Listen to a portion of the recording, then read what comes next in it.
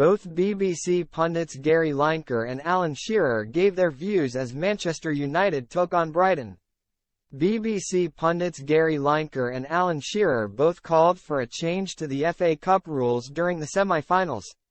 Manchester United and Brighton battled out for a place in the final at Wembley, while Manchester City and Sheffield United were criticised for the lack of support in the nation's capital on Saturday.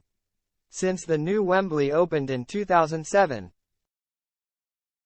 the competition semi-finals along with the final have been played at the stadium.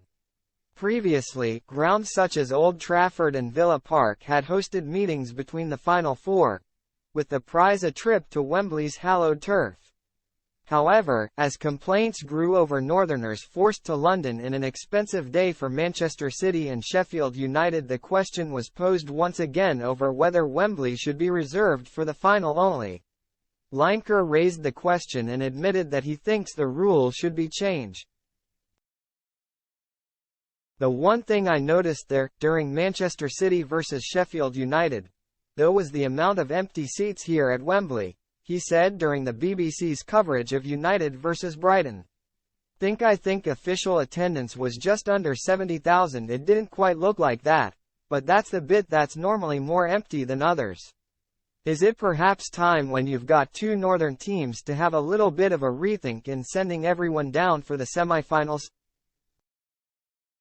Shearer then agreed with the host and believed that common sense should have seen City and Sheffield United play further north. "When you look at schedules that both teams have had, Man City have travelled everywhere, and what Sheffield United are doing in terms of promotion, it's pretty understandable," he said. "I agree, for me it's common sense to have maybe taken it up to a northern ground yesterday."